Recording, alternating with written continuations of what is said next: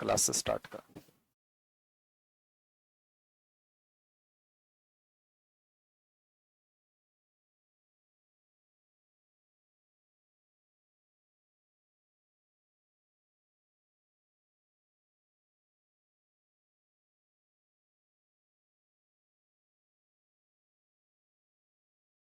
Okay,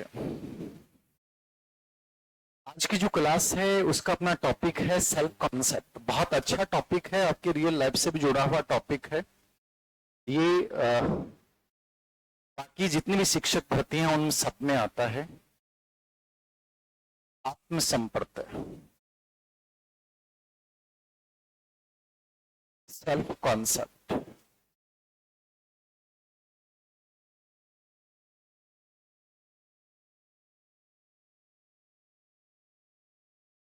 grade second में लगभग fix है कि यहां से एक प्रश्न आएगा। ग्रेड सेकंड में लगभग फिक्स सा है कि यहां से एक प्रश्न आता है सेल्फ कॉन्सेप्ट के ऊपर। आत्मसंपर्क की अवधारणा क्या है।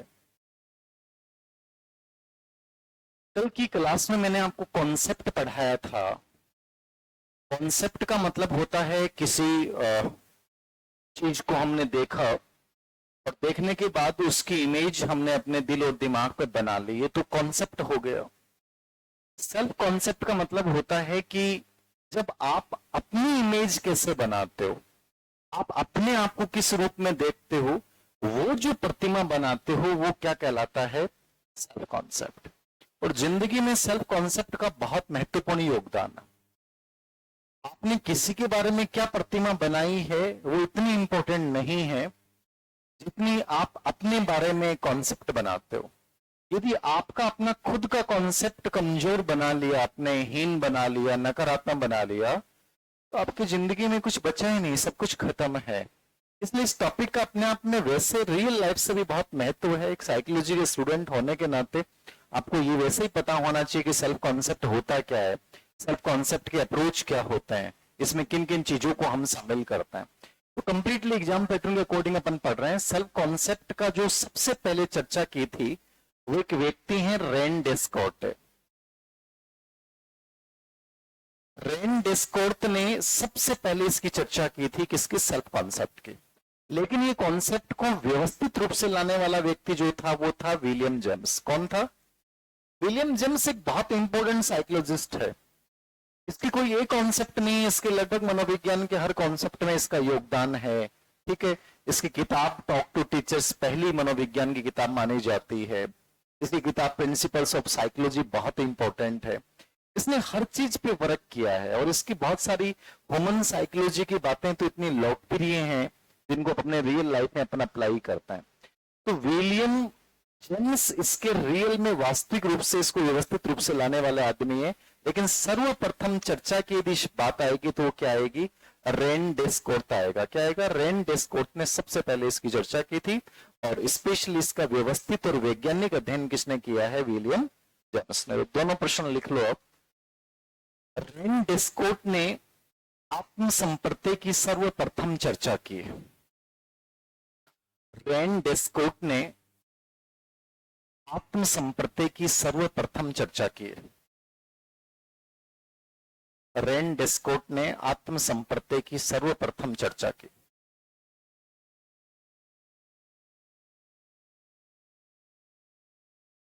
और विलियम जेम्स ने इनका व्यवस्थित और वैज्ञानिक अध्ययन किया है। विलियम जेम्स ने इनका व्यवस्थित और वैज्ञानिक अध्ययन किसने किया है, विलियम जेम्स। विलियम जेम्स ने इसका व्यवस्थित और वैज्ञानिक अध्ययन किया।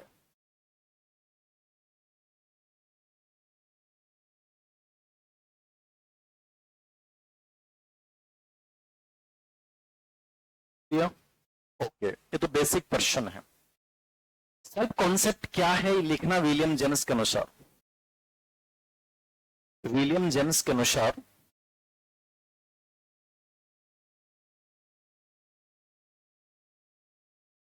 आत्मसंपर्क आत्मसंपर्क उन सब विचारों का पूर्ण योग है। आत्मसंप्रत्यय उन सब विचारों का पूर्ण योग है जिन्हें व्यक्ति अपना कहकर पुकारता है। जिन्हें व्यक्ति अपना कह के पुकारता है। आत्मसंप्रत्यय उन सब विचारों का पूर्ण योग है जिन्हें व्यक्ति अपना कह के पुकारता है। आत्मसंप्रत्यय उन विचारों का पूर्ण योग है जिसे व्यक्ति अपना कहकर पुकारता है। जैसे मैं क्या हूं। जैसे मैं क्या हूं। जैसे मैं क्या हूं। मैं कौन हूं। मैं क्या हूं, मैं कौन हूं, ये सेल्फ कॉन्सेप्ट है। जैसे मैं क्या हूं, मैं कौन। समझ में आया क्या? सेल्फ कॉन्सेप्ट रियल में है क्या? आपका अपना योग सेल्फ कॉन्सेप्ट है। सच में आप कौन हो? आपने अपने बारे में सोचा होगा कि सर मैं ये हूं, ठीक। और वो जितनी चीजें आप सोची हैं टोटली कर दो और उसको एक वर्ड से संबोधित करोगे तो आप कहोगे कि सर ये सेल्फ कॉन्सेप्ट है। तो आत्मसंप्रत्यय उन सब विचारों का पूर्ण योग है जिन्हें व्यक्ति अपना कह के पुकारता। आप कई बार कहते हो मैं भावुक हूं, मैं बहुत मेहनती हूं, मैं बहुत प्रैक्टिकल हूं, मैं बहुत सेंसिटिव हूं। आप ऐसे वर्ड यूज करते हो ना, कई बार किसी दूसरे को बोलते हो तो मैं बहुत ईमानदार हूं, मैं तो बहुत झूठ कभी बोलता ही नहीं, मुझे झूठ पसंद ही नहीं है, मैं रिश्तों को शिद्दत के साथ निभाता हूं। ऐसे जो जितने भी डायलॉग्स आप बोलते हो ये सब सेल्फ कॉन्सेप्ट है आपके। आप अपने बारे में बना रखे हैं, जरूरी नहीं है कि वो सही है। जो हर आदमी कहता है कि मैं इमोशनल हूं, जरूरी नहीं वो इमोशनल है, जरूरी नहीं वो सेंसिटिव है, जरूरी नहीं है, लेकिन आपने बना रखा है। तो वो जो बना रखा है वो सेल्फ कॉन्सेप्ट आपका, वो सही भी हो सकता है और वो गलत भी हो सकता है। अमूमन आप याद रखना कि सेल्फ कॉन्सेप्ट सही तब बनता है जब आप रियल में अपने आप को जान लेते हो। अभी जो तुमने सेल्फ कॉन्सेप्ट बना रखे हैं वो सब तुम्हारे अधूरे हैं। अधूरे क्योंकि तुमने पूर्वाग्रह आधारित बना रखे हैं। लोगों ने तुम्हारे बारे में कहा और तुमने एक सेल्फ कॉन्सेप्ट बना लिया। किसी इंसान ने कहा कि मुझे ऐसा देख के लगता है कि आप में ये चीज है, और आपने कहा कि हाँ अच्छा। क्योंकि आदमी को यकीन सबसे अधिक होता है जब दूसरा उस बात को बोलता है। आपको खुद पे इतना यकीन कभी है ही नहीं और आदमी को होता ही नहीं है। लाइफ टाइम वो दूसरों की मतों को ये मानने लगता है कि वो जो बोल रहा है वो क्या है, सही है। इसलिए सेल्फ कॉन्सेप्ट हमारे लगभग झूठे होते हैं। 70% तक अपन अपने बारे में झूठ का एक बना के रखते हैं कि यार मेरे को बारे में लोग ऐसा कहते हैं मतलब मैं ऐसा हूं, जरूर थोड़ी आप ऐसे हो। समझ रहे हो मैं क्या कहना चाह रहा हूं? सेल्फ कॉन्सेप्ट दो प्रकार का होता है, एक वास्तविक रियल और एक होता है आइडियल। वास्तविक का मतलब है मैं आपसे पूछूं कि तुम कौन हो, तो तुम फिलहाल कौन हो बता सकते हो? आप फिलहाल कौन हो तुम बता सकते हो क्या? अरे बताओ फिलहाल तुम कौन हो?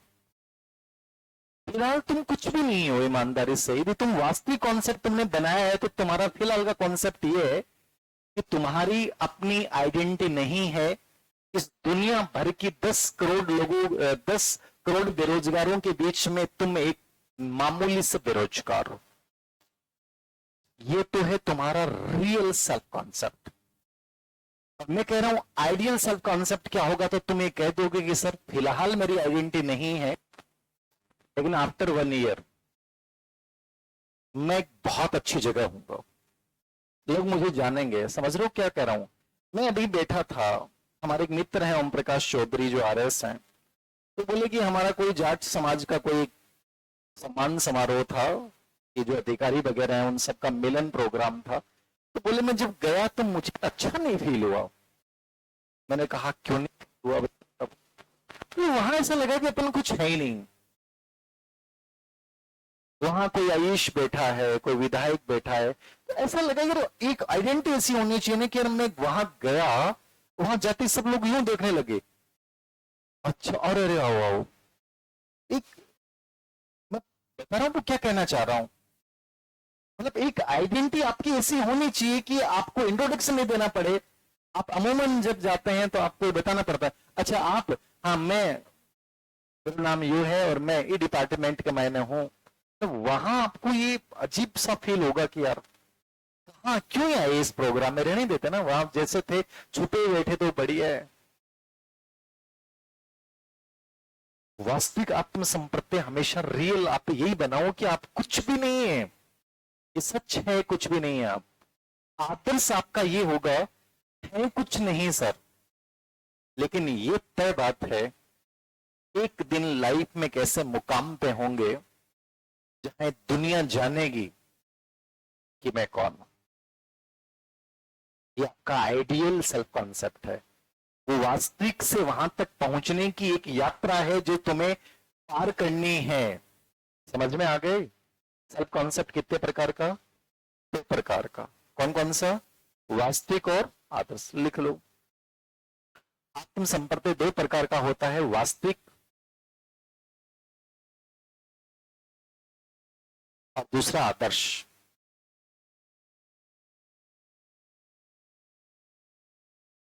वास्तविक क्या हुआ? वास्तविक से क्या समझता है? वास्तविक में क्या लिखोगे? मैं क्या हूं, मैं कौन हूं।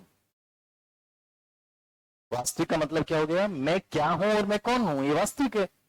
अब जैसे मैंने तुम्हारी आइडेंटिटी बता दी है, मैंने तुम्हारी क्या बता दी? आइडेंटिटी। कई बार एक वर्ड आता है, बड़ा ये चुभने वाला शब्द होता है, औकात। तेरी औकात क्या है? कई बार कोई हमें बोल देता और हम अंदर से हिल जाता, होता ना। मैं तो कहता हूं लाइफ में शब्द जो हमें मिले ना, वो हमेशा चुभने वाले ही मिलने चाहिए, क्योंकि वहां फिर आदमी में क्रांति होगी। कि कोई आदमी था ने सागाड़ो करे, तेरी औकात के है, तू पड़े रहे बस, ये तो स्टैंडर्ड है तेरो। मैं तने सागर रूम शेयर कर रहा हूं ने, अब मेरे बड़प्पन है, तन जाएगा जेल रहा हूं। यहाँ थन को कह देना जिस टाइम पर कौन है ना, वो सही कह भी सही रहा है। सच में तुम्हें झेल रहा है, वो तुम्हारी आइडेंटिटी क्या है?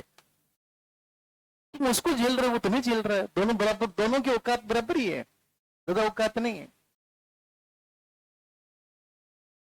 उसने वर्ड बोला तो इसका मतलब अच्छा बोला, मैंने कहा। आपको ऐसे लोग जब लाइफ में मिले जो तुम्हें तुम्हारी औकात से परिचय करवा दें, उस समय दुखी नहीं होना चाहिए। क्या कहती हो मैंने, क्या कहती हो, सही कहती हो, सच में तुम्हारी औकात क्या है? ईमानदारी से बताओ। कुछ भी नहीं है।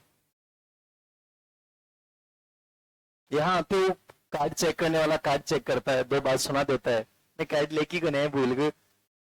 वैसे यूं देखता है तुम लोगों को, क्या है, क्या पढ़ेगा, ये कार्ड भूल गया ये। वो भी तुम्हारे ऊपर तरस खा जाता है, बताओ तुम्हारी औकात बता रहा हूं।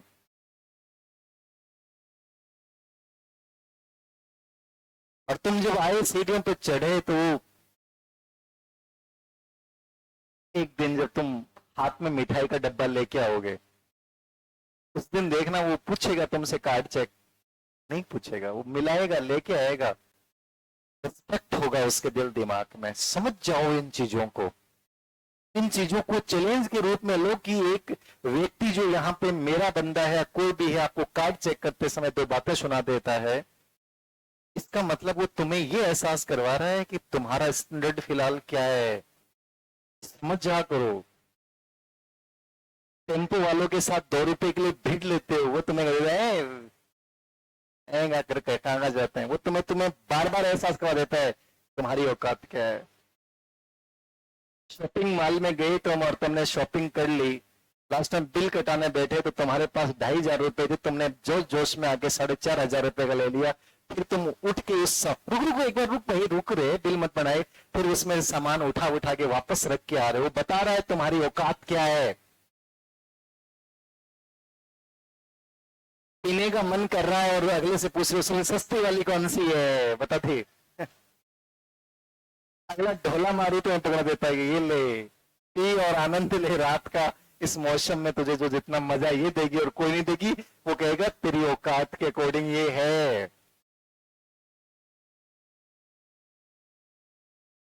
उस समय चुभना चाहिए यार, जब उसने बोला ना कि तेरी औकात के अकॉर्डिंग ये है, तब मन में आना चाहिए औकात को बदल दूंगा मैं, देखना एक दिन तेरे जैसे लोगों को रखूंगा अपने पास में, मेरी खुद की बार होगी, ये आना चाहिए। मुंह लटकाएगी बड़े सुन की आ जाए और पहले मारूपी की सजाओ और हाथ में फैला के ये ये परिवर्तन नहीं है, ये क्रांति नहीं है, याद रखना। क्रांति होनी चाहिए, मजा तब आता है, सच में होनी चाहिए। तो आदर्श सेल्फ कॉन्सेप्ट हमेशा बढ़िया बनाओ। वास्तविक भी आपको ये पता होना चाहिए कि सर रियलिस्टिक यही है, आदर्श मेरा सर ये होगा, मैं यहां तक पहुंचूंगा सर। दोनों चीज समझ में आ गई। दोनों प्रकार किसने बताए थे?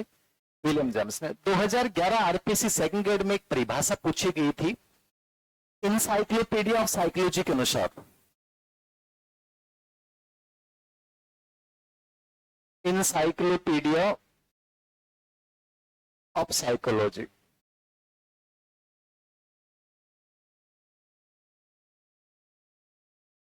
Encyclopedia of psychology. इंसाइक्लोपीडिया जानते हो ना, शब्दकोश मनोविज्ञान का विश्व संदर्भ ग्रंथ के अनुसार। इंसाइक्लोपीडिया ऑफ साइकोलॉजी के अनुसार एक परिभाषा लिखा रहा हूं, इसको लिख लेना, ये आरपीएससी सेकंड ग्रेड में आई हुई।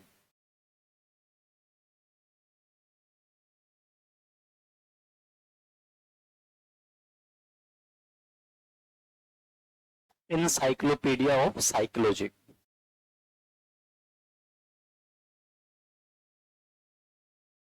आत्म संपर्क का संबंध व्यक्ति के विचार, आत्म संपर्क का संबंध व्यक्ति के विचार, विशेषता, आत्म संपर्क का संबंध व्यक्ति के विचार, विशेषता, विचार विशेषता, योग्यता व अभिवर्ती की समग्रता से है।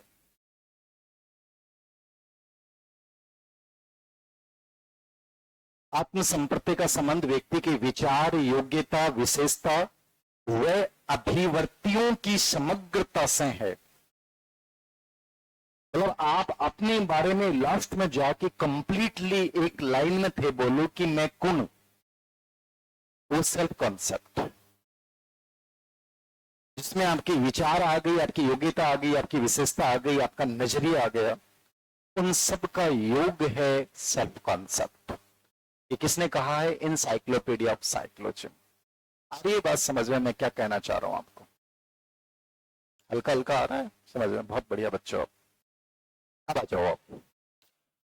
सेल्फ कॉन्सेप्ट के दो प्रकार इसने शुरुआत में बताए हैं, वास्तविक और आदर्श। इसने 4 प्रकार और बताए। तो वो लिखो, विलियम जेम्स के अनुसार सेल्फ कॉन्सेप्ट के प्रक्रिया के आधार पर 4 प्रकार।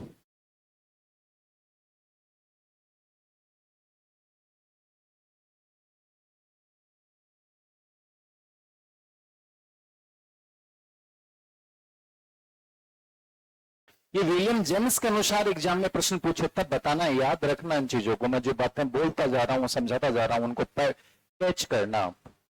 विलियम जेम्स के अनुसार पूछेगा सेल्फ कॉन्सेप्ट का प्रकार नहीं है, तब आपके दिमाग में आएंगे कि विलियम जेम्स ने सेल्फ कॉन्सेप्ट के 4 प्रकार बताए। कौन कौन से? ये कहता है एक सेल्फ कॉन्सेप्ट होता है भौतिक, फिजिकल। फिजिकल का मतलब क्या होता है सब बताओ? फिजिकल सेल्फ कॉन्सेप्ट क्या होता है, किसको बोलते हैं बताओ? क्या होता है फिजिकल? अरे फिजिकल को मतलब हुआ है थे शारीरिक रूप में कहें को देखो अपने आप में। अब जब मैं थाने पूछूं कि थारी शक्ल कहें कि अरे थारी पर्सनालिटी देख के बताओ, तू बता, भूतों के सरदार बता, तेरे को क्या लगता है अपने बारे में? क्या लगता है ईमानदारी से बताना? फिजिकल अपने बारे में क्या सोचता है तो कि मैं कैसा हूं? बस अच्छा नहीं, अच्छा तो व्यवहारिक हो गया। ऐसे बोल, बहुत क्यूट हो, एकदम हॉट हो, एकदम से बोल अच्छे अच्छे तो उससे उससे अच्छे होना बुझ। डिफेंस कर यार, तो क्या है ऐसे, मैं तेरे से उम्मीद कर रहा हूँ जैसलमेर का बच्चा है तुम, है कुछ ऐसे देना चाहिए था एकदम। एंगी बॉडी बता कटे मिल रहा है लोग, बॉडी का मतलब एकदम बहुत एकदम हल्की सी, एकदम पतली सी, एकदम ऐसे बोलना चाहिए था। ये है फर्क, सीखो इन चीजों को। भौतिक आत्म संपर्क मतलब तुम फिजिकली अपने बारे में क्या सोचते हो, समझ में आ गई बात। वो जो तुमने अपनी धारणा बना रखी है, अब तुम सोचते हो नहीं सर मैं तो हल्का फुल्का हूं, मैं आलसी हूं, मैं कमजोर शरीर वाला हूं, मैं तो बीमार रहता हूं, ठीक है, ये तुम्हारे फिजिकली कॉन्सेप्ट, आत्म सेल्फ कॉन्सेप्ट बने हुए हैं। कभी भी इंसान को अपने शरीर के बारे में चाहे 1000 बीमारियां हैं तो भी उसको कॉन्सेप्ट कभी भी उसका नेगेटिव नहीं बनाना चाहिए। हमेशा अपने आप को हॉट के रूप में देखो, क्यूट के रूप में देखो। तो यही सोचा कर कि तेरी तरफ ही लोग देखते हैं जब तू आता है तो। कोई कौन देखे बहम मत पालिए, लेकिन मन में बहम राखना है। मैं समझ रहा ना, दोनों चीजें समझ लेना। रियल चीज तो ये कोई कौन देखे बेरो, ये अपन चीज को आपने एडुकेशन में बेरा, लेकिन मन में हमेशा पॉजिटिव रखना कि जब भी तू आवे ना तो नजर 2 4 5 जरूर पड़ रही है अपना पर।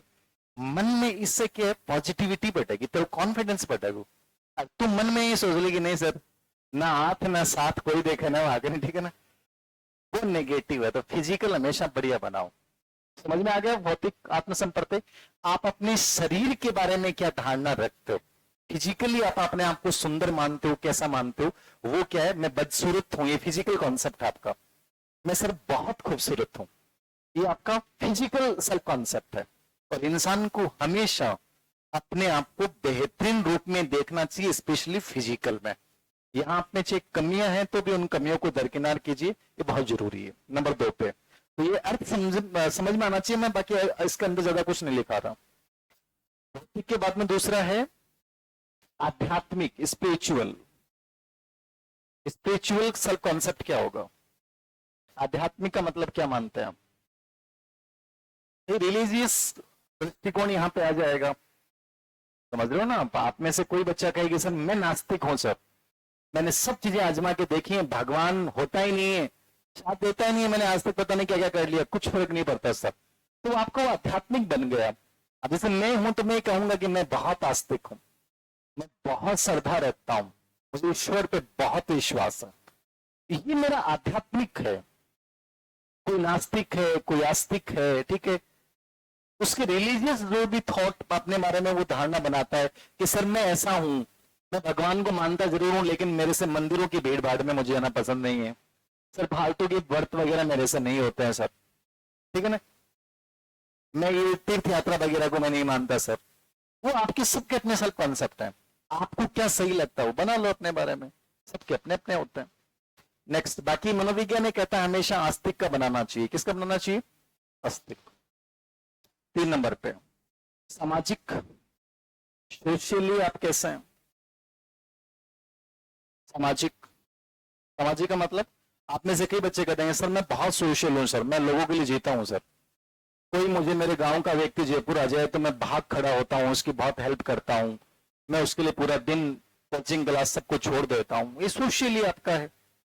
कोई मेरे जैसा व्यक्ति होगा वो कहेगा नहीं सर मैं मीडियम दृष्टिकोण रखता हूं, मैं भी देखता हूं कि मेरा जो महत्वपूर्ण काम है वो भी नहीं रुके और अगले को फील भी नहीं होना चाहिए कि वो इसको इग्नोर कर रहा है, ठीक है। एक कहता नहीं मैंने तो मतलब ही को नहीं, बाढ़ में गई दुनिया में देखे रही है मेरी दुनिया, मन कोई मतलब को नहीं, मैं मेरे लिए बस जीता हूं। तो ये आपके अपने सोशली रूप से आपने अपने बारे में बना रखा है कि मैं सामाजिक रूप से ऐसा हूं, मैं ऐसा नहीं। और चौथा है प्योर सेल्फ कॉन्सेप्ट, शुद्ध आत्म प्रत्यय। शुद्ध का मतलब जो रियल में सबका निष्कर्ष रूप में आप बनाते हो ना, ये प्योर सेल्फ कॉन्सेप्ट होता है। भाई आपको ये तो पता है कि तुम सच में क्या हो, ईमानदारी से तो अपने बारे में सोचते हो ना, आपको ये तो पता है कि तुम लोग सच में कुल भी कहो, चाहे देव सिंह सर कितना मोटिवेट करो, लेकिन लास्ट में तुम दे कि सर मैं हाँ तो नमूना ही, बताओ लास्ट में को नहीं होता मन में फील, सर मन तो है तो ऐसा ही। वो जो आ रहा है ना वो प्योर सेल्फ कॉन्सेप्ट, जो आपके बारे में लास्ट में चाहे मैं कितना ही आपको कह दूं कि तुम ये बनो, तुम ये करो वो करो, लेकिन लास्ट में रात में सोता सोता मन में आवत आ रहा है यार आपनो डोल तो है यू ही, सच बताऊं वो जो लास्ट में बने है ना, वो प्योर सेल्फ कॉन्सेप्ट है कि मैं सच में सर ऐसा। तो ये 4 प्रकार इसने बताए हैं, इनके नाम नाम देख लेना। हेडलाइन डालो। एक दूसरा प्रश्न यहाँ पे, इस बार पेपर का लेवल बहुत अच्छा आया, थोड़ा एनसीईआरटी पुट को डाला आरपीएससी ने, ये अच्छी चीज है। तो एनसीईआरटी पुट में इन्होंने एक अच्छा प्रश्न पूछा था, मतलब अच्छे प्रश्न आए हैं सेकंड ग्रेड 2023 के, बढ़िया पेपर, शानदार पेपर आए थे। सेल्फ कॉन्सेप्ट के 2 प्रकार एनसीईआरटी बुक्स में डाल रखे हैं। एक है स्वतंत्र आत्मसंपर्क और एक अंतर्निर्भर, अंतर्निर्भर कर दो, ठीक है, सेल्फ कॉन्सेप्ट। इन दोनों पे एक प्रश्न आया था, बहुत बढ़िया प्रश्न था, एनसीईआरटी से उठाया इन्होंने, एज इट इज जैसा कैसा उठाया है। 12th क्लास की किताब में बहुत ज्यादा इस पे चर्चा कर रखी है। छोटे पे जो टॉपिक है वो एनसीईआरटी में अच्छे से बता रखे हैं, जितने भी कल से मैं पढ़ा रहा हूं। स्वतंत्र सेल्फ कॉन्सेप्ट क्या होता है? फ्रीडम इंडिपेंडेंट का मतलब ये होता है कि जब आप अपने आप को अलग मानते हो, आप अपने आप को व्यक्तिगत मानते हो और आप केवल अपनी आंतरिक विशेषताओं पर ध्यान देते हो, तो वो तो हो जाएगा स्वतंत्र आत्मसंपर्क है।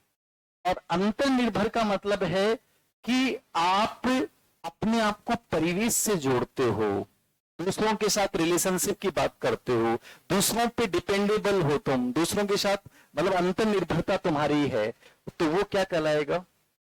Interdependent self concept. समझ में आ गया? तो ये अर्थ पता होना चाहिए, इस अर्थ पे प्रश्न आया हुआ है, याद रखना। तो लिखो, सेल्फ कॉन्सेप्ट के अन्य प्रकार में लिखना, स्वतंत्र आत्मसंपर्क है, इसको व्यक्तिगत आत्मसंपर्क भी बोल सकते हो या शव आत्मसंपर्क भी बोल सकते हो,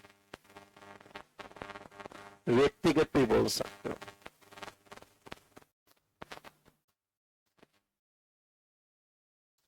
केवल पर्सनल सेल्फ कॉन्सेप्ट है,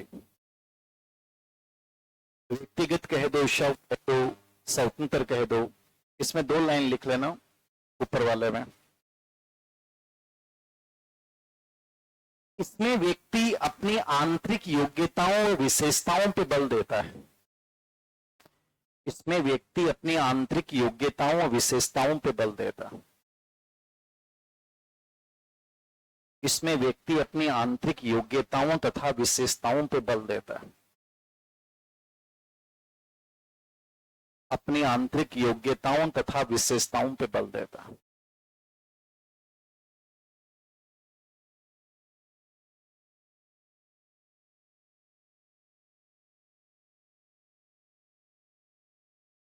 लिख लिया? बहुत अच्छे बच्चों आप। इसमें व्यक्ति अपने आप को अलग, वह व्यक्ति की इकाई मानता है, अलग सीमित व व्यक्तिगत इकाई मानता है। इसमें व्यक्ति अपने आप को अलग सीमित, इसमें व्यक्ति अपने आप को अलग सीमित वह व्यक्तिक इकाई मानता है, अलग सीमित व व्यक्तिक इकाई मानता है।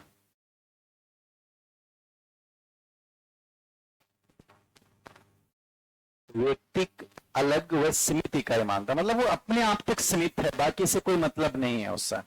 यहां केवल आप अपनी ही बातें कर रहे हो, आप ये मान रहे हो कि मैं दुनिया से अलग हूं, मैं ऐसा हूं, बस मुझे कोई फर्क नहीं पड़ता कि कोई मेरे बारे में क्या बोलता है, कोई फर्क नहीं पड़ता है। तो ये है, जब आपको फर्क पड़ता है कि सर मेरे बारे में उसने ऐसे बोल दिया है, बताओ मैं क्या करूं सर, तो मेरे बारे में ऐसे कैसे बोल सकता है सर?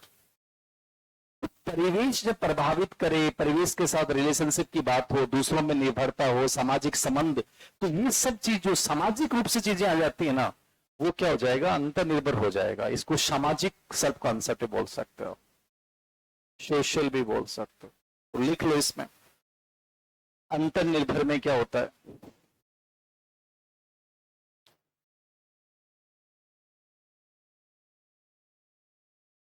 इसमें व्यक्ति परिवेश इसमें व्यक्ति, परिवेश, अंतर्निर्भरता, परिवेश, अंतर्निर्भरता, सहभागिता वह संबंधों पे बल देता है। सहभागिता वह संबंधों पे बल देता है। अंतर्निर्भरता, परिवेश, संबंध वह सहभागिता पे बल देता।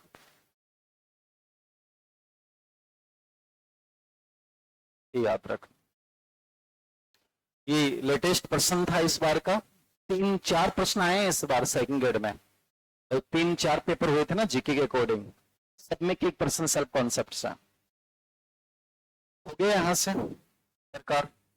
फिर अगला प्रश्न आपसे पूछेगा आत्म संप्रत्यय के पहलू क्या होता है। एस्पेक्ट ऑफ सेल्फ कॉन्सेप्ट लिख लो। पहलू, सेल्फ कॉन्सेप्ट के पहलू क्या होता है, आत्म संप्रत्यय के पहलू क्या है।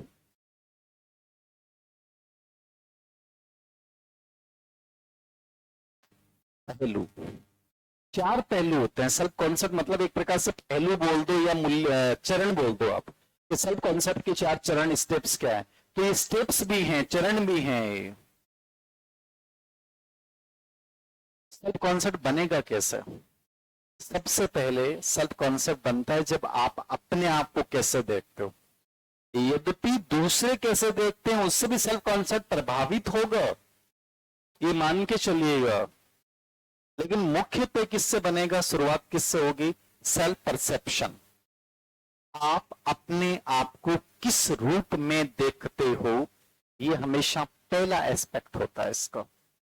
आपने अपने आप को कैसे ऑब्जर्व किया है, कैसे अवलोकित किया है। जैसे मैंने कहा कि आप ये डायलॉग बोलते हो कि सर मैं बहुत इमोशनल हूं, सर मैं बहुत सेंसिटिव हूं, सर मुझे किसी पे दया नहीं आती, सर मुझे कोई फर्क नहीं पड़ता, सर मैं बहुत जल्दी बेचैन हो जाता हूं, सर मैं बहुत जल्दी हर्ट हो जाता हूं, सर लोग कुछ भी बोल देते हैं मैं 5 दिन तक उस पर सोचते रहता हूं। ये सेल्फ परसेप्शन आपका अपने बारे में, आप अपने बारे में बना लिया है कि मैं ऐसा हूं, आपने अपने आप को ऐसा देखा है। तो सबसे पहला चरण जो होता है ना, वो होता है आत्म प्रत्यक्षीकरण, सेल्फ परसेप्शन, आत्म प्रत्यक्षीकरण।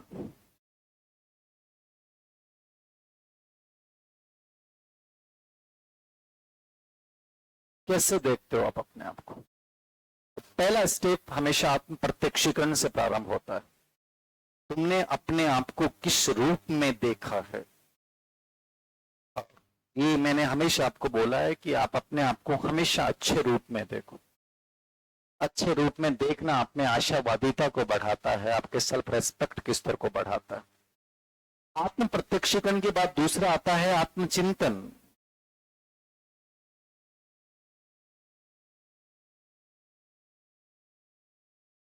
सेल्फ थिंकिंग, कैसे सोचते हो अपने बारे में। आप देखा आपने, बट उसके बारे में सोचते क्या हो अपने बारे में। आप दिन में सबसे अधिक अपने बारे में सोचते हो, इस चीज को याद रखना। दूसरों के बारे में भी सोचोगे, बट हर चीज में आप अपने बारे में जरूर सोचोगे, यार मैं यहां पे ऐसा हूं, मैं यदि यहां होता तो मैं ऐसे करता। तो ये आपके बारे में आपकी विचार प्रक्रिया पूरे दिन चलती रहती है। आप अपने बारे में निष्कर्ष बनाते हो, मिटाते हो। कभी आपने सोचा कि नहीं नहीं ऐसे, फिर आपने नहीं यार ये नहीं है, बनाते मिटाते रहते हो। ये सब आत्मचिंतन की प्रक्रिया है और ये सब कॉन्सेप्ट को बहुत प्रभावित करता है। आत्मचिंतन, अपने बारे में विचार करना, सोचना, उनको एक मूर्त रूप देना। फिर आपको लगा कि नहीं यार ये तो मैंने गलत सोचा, ये नहीं है, मैं ऐसे थोड़ी करता हूं, मैं ऐसा नहीं करता, वो सब आत्मचिंतन में आता है। तीसरा है आत्मरक्षा, सेल्फ डिफेंस। सेल्फ डिफेंस क्या होगा, आत्मरक्षा क्या होगी बताएं। आत्मरक्षा का मतलब क्या है। आत्मरक्षा का मतलब ये नहीं है कि कोई तुम्हारे ऊपर हथियार लेके आ गया और तुम्हें मारने की कोशिश कर रहा है और तुम बचा रहे हो। यहां सेल्फ डिफेंस का मतलब है विचार आपकी लाइफ में बहुत सारे आएंगे, कभी कोई बोल रहा है, कभी कोई बोल रहा है। अलग अलग प्रकार के सोशल मीडिया से आपके विचार जो इन्फ्लुएंसर हैं वो आपको प्रभावित करेंगे। कभी विज्ञापन आएगा तो विज्ञापन आपको कहेगा कि ये तेल लगा देने से बाल सफेद नहीं होते, काले हो जाते हैं। और तुम्हें रक्षा करनी है उनसे। तुम नहीं, ये रास्ता तुम गलत अपना रखा, ये अपना लो, इससे तुम बहुत जल्दी बन जाओगे। फिर तुम्हें सोचना है कि अरे सही बोल रहा है ये गलत बोल रहा है। तो हजारों विचार जो तुम्हारे बारे में तुम्हें बताएंगे। कोई तुम्हें कहेगा कि नहीं यार, तुम्हारी योग्यताओं को देख के मुझे लगता है कि तुम्हारे लिए ये टीचर भर्ती वाला बेस्ट ऑप्शन नहीं है। आरएस मेंस की करो यार। तुम्हें ये सोचना पड़ेगा कि यार ये बहका तो नहीं रहा है, सही तो बोल रहा है, गलत बोल रहा है। तो हजारों मत आएंगे आपके सामने, उनसे आपको ये देखना है कि मेरे लिए सही कौन सा और गलत कौन सा। एक दीवार हमेशा रखनी है। नो मतलब नो, ये चीज मेरे लिए सही है, यस, एंट्री। लाइफ में बहुत जरूरी है। आपको एंट्री करनी आती है, एग्जिट नहीं आता, आप असफल इंसान। एंट्री सबको आती है। आपने बीएड की, आपकी एंट्री थी। कितने लोग बीएड करते हैं, वो एंट्री है उनकी। किसी ने कहा बीएड कर लो, कर लिया। अरे इससे निकलोगे कैसे बाहर, ये बहुत जरूरी है।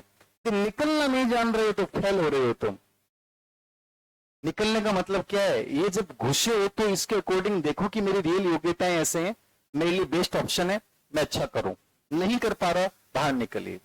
किसी रिश्ते के साथ रिलेशनशिप में आए, आपकी एंट्री हो चुकी है, बट वो एंट्री आपकी कारगर नहीं हो रही है, आप परेशान हो रहे हैं, आप अपने आप को कोस रहे हैं, आप एक नरक की जिंदगी जी रहे हैं। बेहतरी नहीं है कि उसी समय एग्जिट कर जाओ। निकलना चाहिए तुम्हें। क्यों हो उस रिश्ते को फालतू में। तुम हमेशा उसमें एंट्री कर चुके हो, किसी ने करवा दी, लेकिन तुम एग्जिट नहीं कर पा रहे हो, तो जिंदगी भर परेशान। हम ऐसे ही हजारों विचार आपके दिल दिमाग में आते हैं, प्रवेश तो कर दिया विचार ने, अब तुम उससे निकल नहीं रहे हो। ऐसे ही आपके साथ ये होता है, किसी इंस्टीट्यूट में तुमने प्रवेश कर लिया, तुम्हारे साथ जस्टिस नहीं हो रहा है, तो तुम सोच रहे हो कि मैंने फीस जमा करवा दी है, उस फीस के चक्कर में तुम पता नहीं क्या खो देते हो। तुम किसी किताब को ले आए, एंट्री हो गई है, तो किताब अच्छी नहीं है, तुम अपने आप को लग रहा नहीं सही कर रहा हूं, निकलना चाहिए तुम्हें उसी समय, नहीं कर पा रहे हो। हर इंसान जो सक्सेसफुल पर्सनैलिटी है वो एंट्री भी जानता है और एग्जिट भी जानता है। जो एग्जिट जान गया ना, एग्जिट की प्रोसेस किस समय निकल जाना बेहतर है, तुरंत उस समय निकल जाओ, तुरंत निकल जाओ उस समय। बस सोचना नहीं अभी थोड़ा सा और चलना है, थोड़ा सा और चलना, नहीं चलना यार, इस समय तुम्हारे लिए बेहतरी नहीं है, निकल जाओ। तो निकलना सीखो। निकलना नहीं सीखा तो तुम फंसे रह जाओगे लाइफ टाइम, रोते रहोगे। एक दिन मोड़ ऐसा आएगा जब तुम्हें दफनाया जाएगा, जब तुम्हें जलाया जाएगा, जब उस समय तुम्हारे पास रिग्रेट्स के अलावा कुछ नहीं होगा। कीजिए ना, समझ रहे हो मैं क्या कहना चाह रहा हूं। एंट्री भी आपको आनी चाहिए और एग्जिट भी आनी चाहिए, नहीं तो अभिमन्यु की तरह फंस के मरोगे। अभिमन्यु कोई छोटा मोटा करेक्टर नहीं है, बहुत गजब का करेक्टर है, बहुत वीर है, बहुत साहसी है, प्राउडेबल है। लेकिन सच मायने में देखो, अभिमन्यु का इतिहास क्या हुआ, मिटा दिया ना उसको। क्यों मिटा दिया उसको, एग्जिट नहीं आ रहा था उसे। वो तुम्हारी तरह उत्साही था, जोश में था, प्रवेश तो कर गया, लड़ा भी बहादुरी से। लेकिन इतिहास हमेशा विजेताओं का लिखा जाता है, पराजितों का कोई इतिहास नहीं लिखा जाता। कि तुमने प्रिपरेशन की थी 3 साल 4 साल, बहुत तपस्या का जीवन जिया था, वो तपस्या तुम्हारी कोई नहीं देखेगा यदि तुम विजेता साबित नहीं हुए। इसलिए मैं अभिमन्यु को बहुत अच्छा नहीं मानता हूं। विवेक ये कहता है कि उसको एग्जिट पता होना चाहिए था, तब उसको एंट्री करनी थी। वो बच्चापन हो गया, बच्चेपन वाली बातें हो गई। ये तुम्हारे साथ हो रही, तुम भी तो यही कर रहे हो, एंट्री तो कर रहे हो बहुत सारी जगह, एग्जिट तुम्हें आ नहीं रहा। ऐसे ही प्रॉब्लम स्टार्ट होती है। हर बात के पीछे बहुत रहस्य है, तुम सोचोगे तो सोचते रह जाओगे।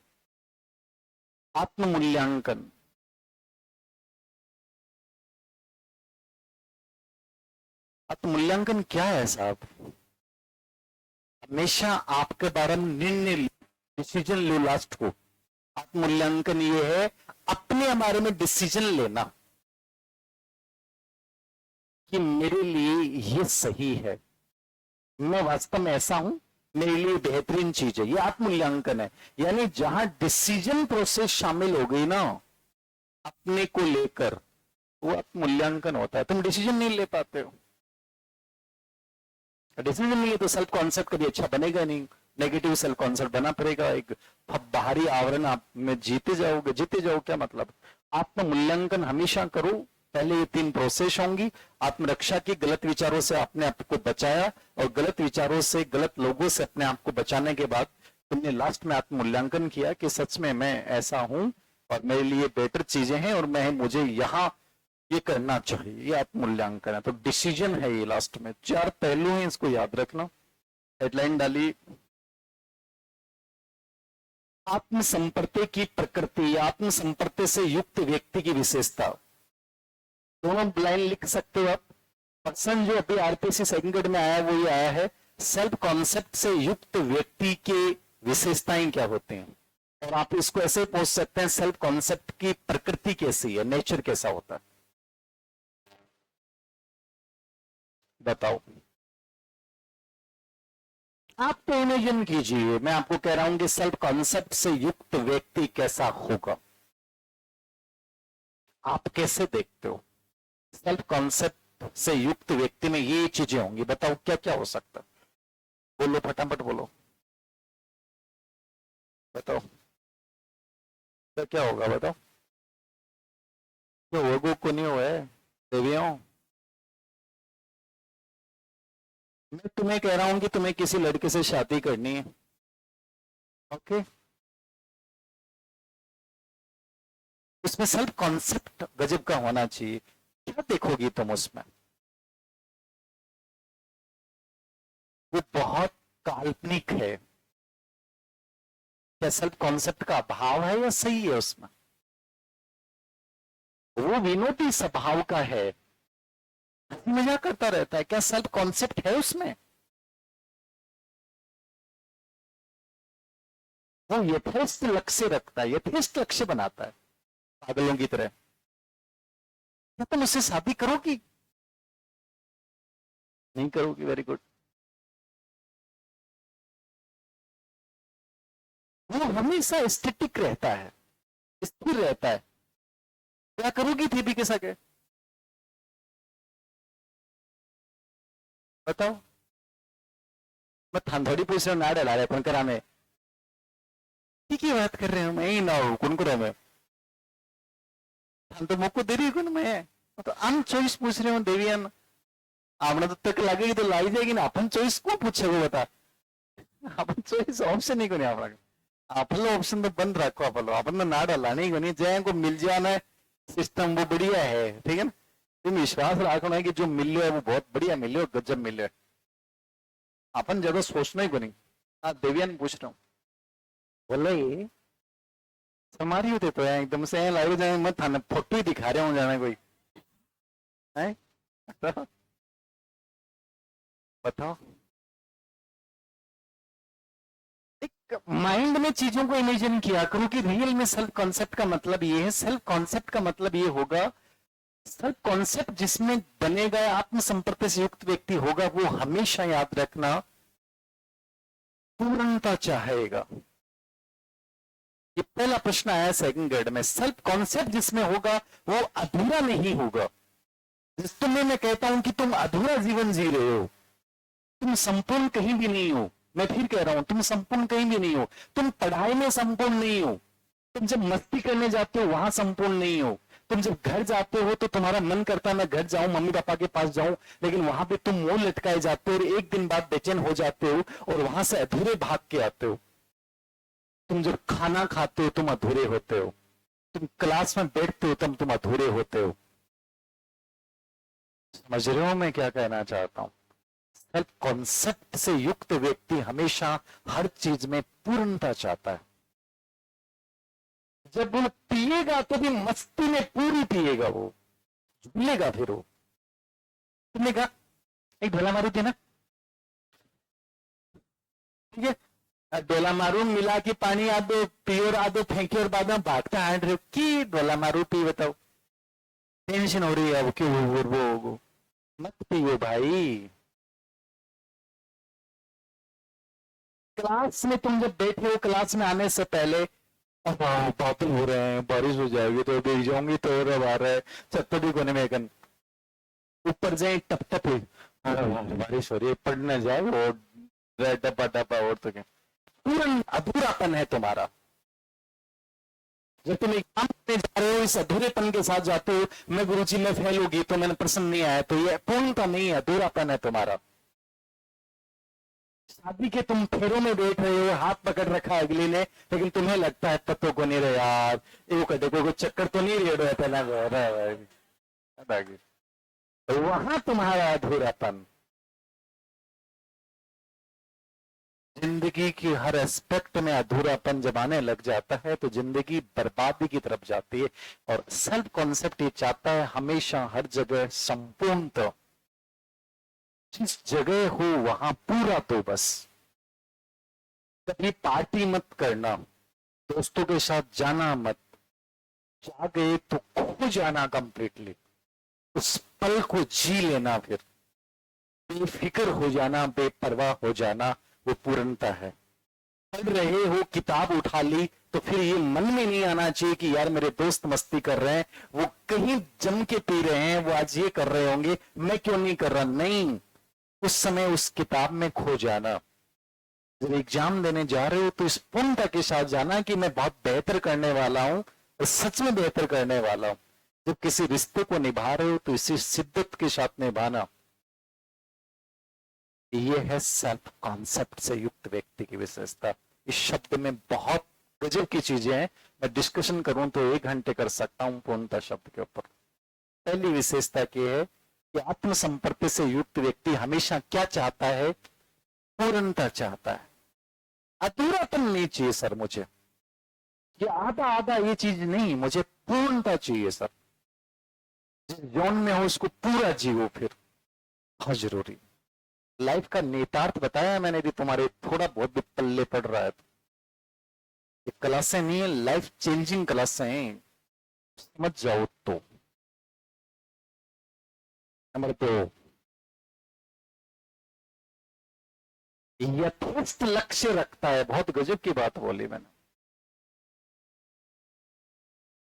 यथेष्ट लक्ष्य। मैंने अभी बोला था ये वर्ड, लड़कियां हिल गई, बोले नहीं सर माना मैं ऊंचाई को नहीं यथेष्ट आओ, मैं एक वर्ड बोलो, पागलों की तरह यथेष्ट लक्ष्य रखता है। एक शब्द मैंने बोला, लड़कियां हिल गई, 2-4 इनके ये इनकी सुनना मन कौन से सराय ये बावलियों बैंक हुई चे। यथेष्ट रियलिस्टिक अप्रोच, काल्पनिक नहीं चाहिए तुम्हें। यथेष्ट लक्ष्य रखेगा वो जिंदगी में बनेगा, बढ़िया करेगा। वो सच्चाई को जानता है, उसे पता है कि जीवन मुझे एक बार मिला है और लिमिटेड सांसें हैं इसकी, फिर मैं क्यों किसी के मतों की परवाह करूं, मैं क्यों किसी और की जिंदगी जीऊं, मैं अपने सपनों की जिंदगी, अपने सपनों की इमारत खड़ी करूंगा और उसमें मैं जो चाहूंगा वही कमरे होंगे। यथेष्टता नहीं होता फिर वहां पे, समझ गए ना, कल्पना नहीं होती वहां पे, कंप्लीट रियलिटी होती है। तो वो वास्तविकता में जीता है, ये इसकी विशेषता होती है। आया हुआ प्रश्न यथेष्ट लक्ष्य रखता है। 3 नंबर पे realistic approach, realistic aim objective. तीसरा, आत्मसंपर्क एकल आयामी होता है या बहुआयामी, ये भी आया हुआ है, कहता है या बहुआयामी, मल्टी डायमेंशनल होते हैं इसके। बोलिए, पूछ रहा हूं मैं आपसे, मतलब डिस्कशन कर रहा हूं, पढ़ा कहां रहा हूं, अंतर क्रिया करना चाह रहा हूं, मशीन में बनाना नहीं चाहता आपको मैं कि तुम मशीन की तरह आगे नोट्स लिखा दिए, तो मैं चाहता ही नहीं हूं। मुझे बच्चे पसंद ही नहीं है, मुझे चाहते हैं इंटरेक्शन वाले बच्चे, जिनके बगल वाले नींद से खड़े हो जाएं जब उसके शरीर में हलचल हो, तो वो चाहिए मुझे। गर्दन सीधी वाले बच्चे चाहिए, रीढ़ की हड्डी स्ट्रेट वाले बच्चे चाहिए मुझे, जिनका रोम रोम बोले बच्चे चाहिए मुझे। बोलो क्या वो आयामी होता है, एकल आयामी होगा ही नहीं ना।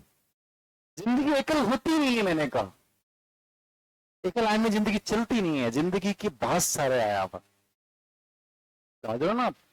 फिजिकल भी है, मेंटल भी है, इमोशनल भी है, सोशल भी है, हर चीज है जिंदगी में। पूरी जिंदगी तुम्हारी कैनवास है, और कैनवास में कभी एक रंग नहीं होता है, उसमें रंग भरे जाते हैं, जितने रंग भर सकते हो ना डालो उसको, जय कैनवास रंगों से, रंग कैनवास बोलने लग जाए। ये तो जिंदगी है और क्या है, इसलिए मल्टी डायमेंशनल होता है।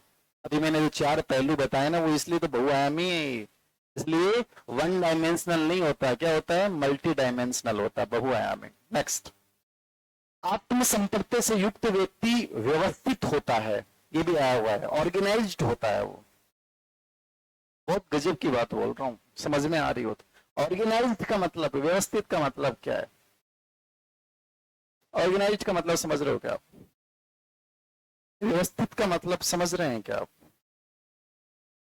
व्यवस्थित का मतलब प्लानिंग के साथ होता है सर, वो उसकी डेली की प्लानिंग होती है, तो प्लानिंग टूटती नहीं है सर, तो प्री प्लान लेके चलता है चीजों को।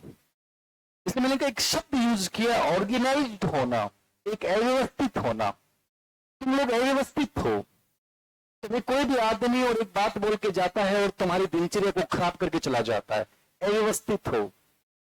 तुम्हारे पीजी में एक झाड़ू निकालने वाला आदमी तुम्हें एक बात बोल गया और तुमने पूरे दिन भर सोचा, तुम अव्यवस्थित हो। तुम्हारे रूममेट ने तुम्हारी बोतल से उठा के पानी पी लिया, दूसरे ने फेंक दी और तुम्हारी बोतल टूट गई और तुम परेशान हो गए, तुम अव्यवस्थित हो। सब कॉन्सेप्ट जिसका होता है वो हमेशा ऑर्गेनाइज चलता है, उसकी हर चीज प्लानिंग के साथ होती है। जो व्यवस्थित है उसको जिंदगी में और कुछ ही नहीं साहब, सब चीजें आएंगी उसके पास। व्यवस्थित होना बहुत बड़ी चीज है, एक अचीवमेंट है आपका, आपकी लाइफ का अचीवमेंट है व्यवस्थित होना। नेक्स्ट, ये कुछ लक्ष्य हो गया। विनोदी होता है, मनोविनोदी होता है, हंसी मजाक करने वाला होता है, मस्ती के मूड में रहता रहे, तो मुंह सुजाए बैठे रहो बारिश के मौसम में भी। मैं इसलिए तो कह रहा था ना कि मैंने देखा बच्चों को उतरते बारिश में आते हुए कोई तो भीगते हुए आते, वो कीचड़ के वो लगते, क्या हो गया।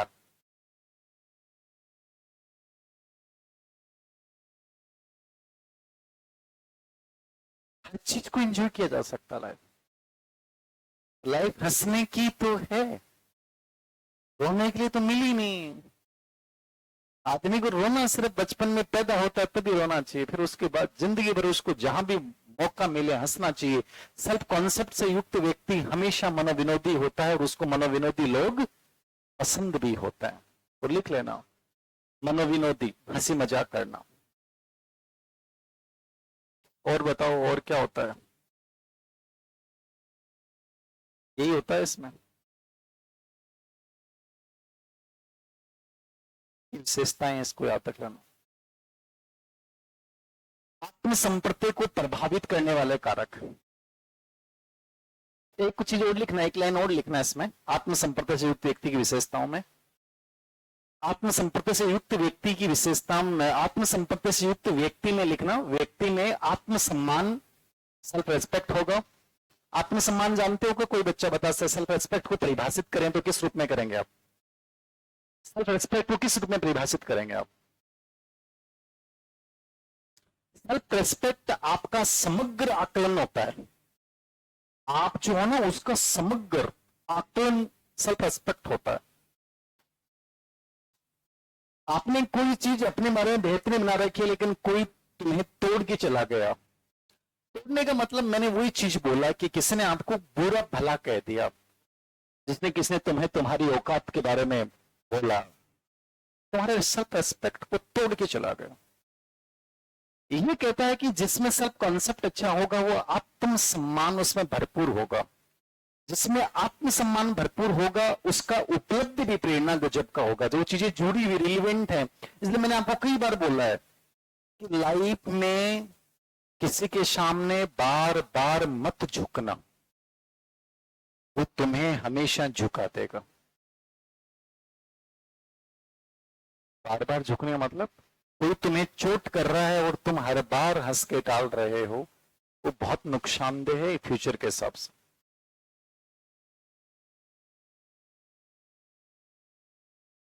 गोविंद जायसवाल का मैंने तभी तो बताया है कि वो जब वो गया अपने दोस्त के घर पे खेलने के लिए, उसके पापा आए और उन्होंने यही तो पूछा, ये कौन है? उसने कहा गोविंद है। गोविंद, पापा क्या करते हैं? तो गोविंद झुकी झुक, मेरे पापा का नाम ये। कौन करते क्या है ये बताओ? वो रिक्शा चलाते। तो रिक्शा चालक का बेटा है? तो लोग होते ही ऐसे हो, अरे बेटे को भी ऐसा ही बनाएगा क्या तुम? तो निकाल दिया ये बात बोल के, पकड़ के यहां से धक्का मार के गेट से निकाल के गेट बंद कर दे। सेल्फ रेस्पेक्ट को बहुत बड़ी चोट थी। अच्छा ही तो था,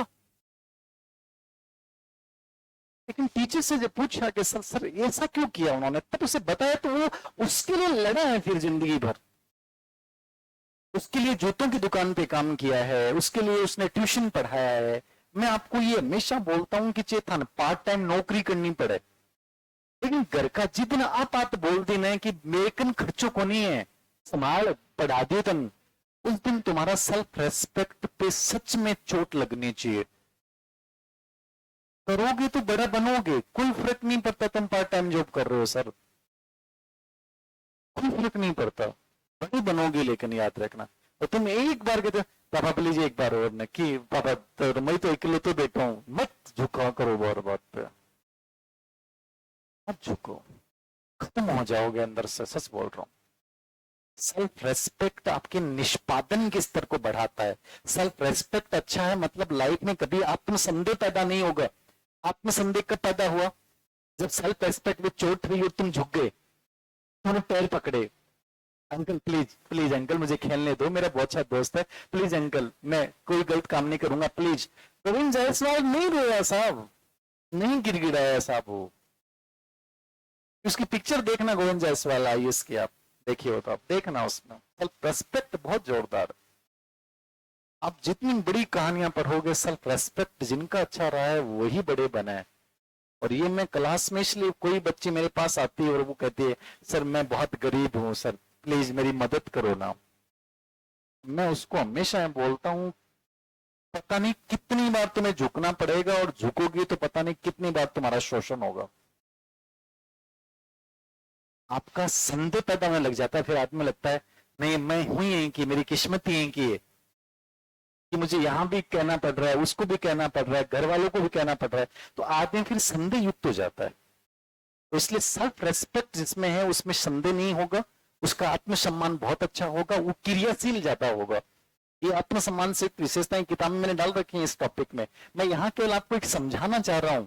आपको इतने याद रखना है कि सेल्फ रेस्पेक्ट होगा, इसका मतलब सेल्फ कॉन्सेप्ट उसका अच्छा है। आत्मसंपत्ति से व्यक्ति में आत्मसम्मान, आगे लिखना, आत्मसम्मान कोमा आत्म सामर्थ्य। आत्म सामर्थ्य जानोगे थे, दूसरा शब्द है ये आत्मसम्मान, ये सब ये एक ही चीज के हैं, पहलू हैं। आत्म सामर्थ्य, आत्म सक्षमता, एक ही वर्ड है। सेल्फ एफिशिएंसी, आप कई बार वर्ड यूज करते हैं, सेल्फ एफिशिएंसी क्या होती है, क्या है आत्म सक्षमता?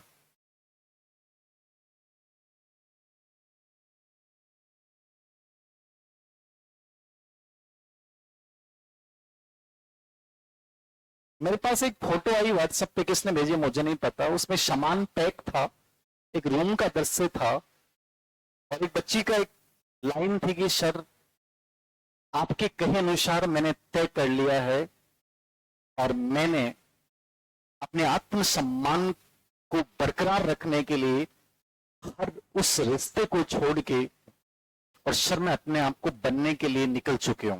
बस इतना था उसमें, आगे उसने कुछ नहीं लिखा, मैंने वो पढ़ा, अच्छा लगा मुझे, वो अच्छा था जो भी था। मैं बजाय उसके उस बच्चे को जो आज भी बोझिल सबके और अपने सपनों की जिंदगी नहीं जी पाता, उसके बजाय मुझे वो सही लगा। आत्म सक्षमता समझते हो क्या?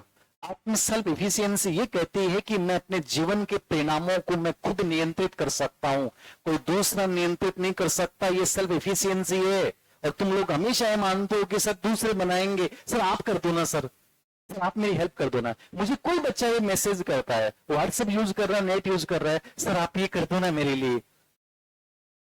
सच में बहुत कमजोरी है। मैं फिर बोल रहा हूं तुम लोगों को, 100 200 500 1000 रुपए की मदद मांगना बंद कर दो लोगों से, स्ट्रॉन्ग बन जाओगे। सेल्फ एफिशिएंसी कहती है कि मेरे जीवन के परिणामों को केवल और केवल मैं नियंत्रित करूंगी। उस लड़की की वो जो फोटो थी ना, उसका परिणाम ये सिर्फ सेल्फ एफिशिएंसी थी कि मेरे जीवन के लिए मैं जिम्मेदार हूं, तो मैं जीवन को बदलूंगी भी नहीं। मैं किसी से क्यों उम्मीद लगाई बैठी थी अब तक कि वो मुझे भेजेंगे, वो मुझे पढ़ने देंगे, मुझे मौका देंगे? नहीं देंगे वो लोग। लेकिन मैं बदलूंगी अपने जीवन के परिणामों को। मैं अपनी लाइफ के हर परिणाम को कंट्रोल कर सकती हूं। ये फील जिस दिन तुम्हारे अंदर आ गया, सेल्फ एफिशिएंसी है। कितने लोगों में, आप में नहीं है? मैं फिर कह रहा हूं, आप अपने जीवन के परिणामों को नियंत्रित करने की ताकत का भाव पैदा कर लोगे, यही बहुत बड़ी चीज है। आत्म सक्षमता है। आगे बात समझ में? मैं क्या कहना चाह रहा हूं? चीजें बहुत आसान है लाइफ में, थोड़ा सा सरल और सहज होना पड़ता है। दूसरा वर्ड आ गया, समझ में आ रहा है नहीं? आत्मसम्मान क्या है, आत्म सक्षमता क्या है। तीसरा आत्मनिरीक्षण। ये तो वैसे मैंने पहले लिखा दिया था, दोबारा लिख लें। आत्मनिरीक्षण होगा इसमें।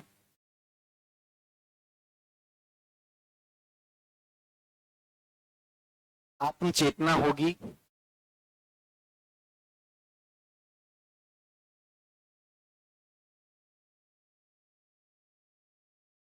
ठीक है। और आत्मनियंत्रण होगा। ये सब सेल्फ कॉन्सेप्ट सिर्फ व्यक्ति की विशेषताओं में होता है। आत्मनियंत्रण होगा। देख लिया? अंतिम बिंदु जो आपसे यहां से प्रश्न पूछेगा, शुरुआती ग्रेड सेकंड आरपीएससी में बहुत सारे प्रश्न पूछे गए। सेल्फ कॉन्सेप्ट को प्रभावित करने वाला कारक है या नहीं है, लिखें। आत्म संपर्क को प्रभावित करने वाले कारक कौन से होते हैं? सेल्फ कॉन्सेप्ट को कौन से कारक प्रभावित करते हैं, कौन से प्रभावित नहीं करते हैं? सेल्फ कॉन्सेप्ट को कौन से कारक प्रभावित करते हैं, कौन से नहीं करते हैं?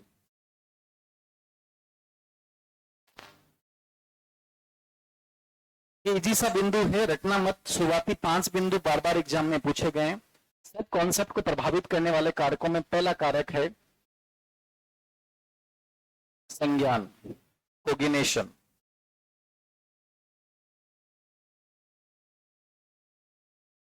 संज्ञान जानते हैं ना आप? समझ, विवेक, जानना चीजों को। संज्ञान का मतलब होता है जानना। जानोगे नहीं तो सेल्फ कॉन्सेप्ट कैसे बनेगा? सेल्फ कॉन्सेप्ट तभी तो बनेगा जब आप अपने आप को भी जानोगे और दुनिया को भी जानोगे। मैंने कहा दुनिया में दिखाते सब हमदर्दी हैं, हमदर्द सच में कोई है ही नहीं। हमदर्दी दिखाने वाले तुम्हें 1000 लाखों की नजर में आएंगे, सच में हमदर्द कोई होता ही नहीं है। ये कहां से जानोगे? जब तुम्हें संज्ञान होगा, समझोगे, तब पता चलेगा कि वास्तव में हमदर्द आदमी खुद ही होता है अपने लिए, और कोई उसकी इतनी केयर नहीं कर सकता जितना वो खुद कर सकता है। संज्ञान पहला कारक है जो प्रभावित करता है। चीजों के जानिए, खुद को समझिए, खुद की योग्यताओं को ऑब्जर्व कीजिए, दुनिया की रस्मों को देखिए, कौन आगे बना है, कैसे बना है, उनकी पहचान आइडेंटिफाई कीजिए उन चीजों को। ये सब चीजें किस में आती हैं? संज्ञान में आती हैं सब। नंबर 2 पे इमोशंस, ये भी सब कॉन्सेप्ट को प्रभावित करते हैं। आप में स्विंग कैसे फील होते हैं? आप यदि लगातार नकारात्मक स्विंग फील करोगे तो तुम्हारा सेल्फ कॉन्सेप्ट नेगेटिव बनना प्रारंभ हो जाएगा, नकारात्मक। और तुम यदि लगातार पॉजिटिव स्विंग फील करते हो तो तुम्हारा सेल्फ कॉन्सेप्ट पॉजिटिव बनना प्रारंभ हो जाएगा। तुम लगातार डर, फियर जोन में रहते हो तो तुम्हारा सेल्फ कॉन्सेप्ट हमेशा डरा हुआ ही बनेगा। तुम कायर बनोगे, तुम भागते हुए इंसान बनोगे, तुम रणछोड़ दास बनोगे। और जिस दिन तुम्हारे दिल और दिमाग में साहस पैदा हो गया, तुम्हारा सब कॉन्सेप्ट भी ऐसा ही होगा। तुम्हें परवाह ही नहीं होगी उस जमाने की, उन लोगों के मतों की, लोगों की उन बातों की, लोगों के उन तानों की परवाह ही नहीं होगी। साहस बड़ी चीज है, वो सबको रोन डालेगा। नहीं तो तुम्हें हर चीज की परवाह होगी। आज मेरे बारे में सर ये कह रहे हैं तो मुझे डर लगता है, समझ रहे? तो इमोशंस भी सेल्फ कॉन्सेप्ट को डिसाइड करते हैं। तीसरा, अभिप्रेरणा, मोटिवेशन। ये तो गजब चीज है मोटिवेशन। तो लोग तो आलोचना करते हैं मेरी, मोटिवेशन मोटिवेशन। अरे भाई, मोटिवेशन बिना कुछ होगा ही कोई नहीं। हर जगह मोटिवेशन, मोटिवेशन बिना कुछ नहीं हो सकता। सच है ये बात। लोग मोटिवेशन को समझते नहीं, मोटिवेशन का मतलब क्या है। आज टॉपिक पढ़ाऊंगा तो तुम समझना रियल मोटिवेशन का मतलब क्या होता है, ये टॉपिक है क्या। लोग मोटिवेशन के नाम से इतने जलते क्यों हैं? तुम समझते नहीं है साइकोलॉजी को, इसलिए उनको लगता है कि ये चीजें ऐसे होती हैं। अभिप्रेरणा, ये भी सेल्फ कॉन्सेप्ट को बढ़ाती है। कोई आदमी तुम्हें अभिप्रेरित करता है। मान लो मैंने तुम्हें कहा कि तुम बहुत अच्छे हो और बेटा तुम कर सकते हो। जैसे उस लड़की को मैंने कहा कि तुम क्यों नहीं कर सकते, एक बात सोच के देखो, एक बात सोच के देखो। तुम जब छोटी सी थी, तुम्हें घर वालों ने इतनी केयर थोड़ी की लड़कियों की। लड़की खुद ही करती हैं, खुद ही खड़ी होती हैं, गिरती हैं, कुछ नहीं होता इनको। धीरे आप उनको ये एहसास कराओ कि अरे नहीं यार, एक रिश्ते से परे भी जिंदगी होती है। सोच लिया कि जो इसके साथ शादी हुई है वो ही आगे बढ़ाएगा तो ही बढ़ूंगी, वरना नहीं बढ़ पाऊंगी। किसने कहा तुम्हें? गलत कहा है किसने कहा है? तो तुम्हें बांधा है उस व्यक्ति ने। मैंने केवल एहसास करवाया कि तुम कर सकते हो बस। अब उसका सेल्फ कॉन्सेप्ट ये बना होगा, हाँ मैं कर सकते हो सर। जो लड़की, महिला, बच्चे को पैदा कर सकती है उस दुनिया में कुछ भी कर सकते, ये मान के चलना। उसे एहसास करवाने वाला कोई आदमी होना चाहिए जो बगल में उसको ये कह दे कि तुम कर सकते हो। ये मैं तुम लोगों को कहता हूं, तुम में से कोई भी लड़का है और ये कहता सर मेरे से नहीं होगा, मैं उसे कह दूं यार क्यों नहीं होगा, मुझे एक रीजन बता के नहीं होगा, एक रीजन बता दे। मैंने तुम्हें मोटिवेट किया, तुम्हारा सेल्फ कॉन्सेप्ट आत्मसम्मान से बढ़िया बन गया, तुम लेके झोला निकल पड़े। आदमी जो घर से निकला है वो बन के आएगा, जो नहीं निकला वो वहीं रहेगा। लाइफ का सीधा सा कॉन्सेप्ट है। जो निकला है वो कुछ न कुछ बन के जरूर आएगा, ये तय मान के चलो। जो नहीं निकला वो कुछ भी नहीं बने। तो मोटिवेशन सेल्फ कॉन्सेप्ट को बढ़ाता है। 4 नंबर पे परिपक्वता, मेच्योरिटी। परिपक्वता जानो कि दखा दखा खाशो न गटे विडिशो गटे लोगास है वक्त के साथ, तो वो भी तुम्हारे सेल्फ कॉन्सेप्ट को बनाएगी, प्रभावित करेगी। समझ रहे हो आप? परिपक्वता भी एक महत्वपूर्ण। ये चारों प्रश्न एग्जाम में बहुत बार आए हुए हैं। 5 नंबर पे बुद्धि, इंटेलिजेंस। परिपक्वता के बाद बुद्धि, मैच्योरिटी के बाद क्या लिखोगे? बुद्धि, इंटेलिजेंस प्रभावित करेगी। सामाजिक कौशल लिख लेना, सोशल स्किल प्रभावित करेंगे। सामाजिक कौशल जानते हो ना? नेतृत्व, संप्रेषण, चिंतन, समस्या समाधान, अंतर्व्यक्तिक संबंध, व्यवसायिक प्रतिबद्धता, ये सब आपके सोशल स्किल होता है। भौतिक और सामाजिक वातावरण, भौतिक और सामाजिक वातावरण। यहां से प्रश्न आया था इस बार 23 में, यहां से प्रश्न है। प्रकृति पे प्रश्न है, आत्म संपर्क के प्रकार पे प्रश्न है। ठीक है, ये सब देख के जाना, ये चीजें सब इंपॉर्टेंट। भौतिक व सामाजिक वातावरण, शिक्षक का प्रभाव, गुरु जी को बहुत प्रभाव पड़े।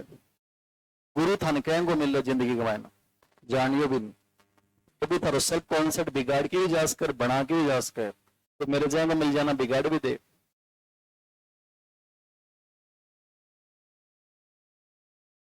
महात्मा बुद्ध को जितने गुरु मिले उनका सेल्फ कॉन्सेप्ट को बनने नहीं दिया, उन्होंने उनको पहचानने नहीं दिया। ये तो महात्मा बुद्ध कहते हैं गुरु का महत्वपूर्ण रोल होता है।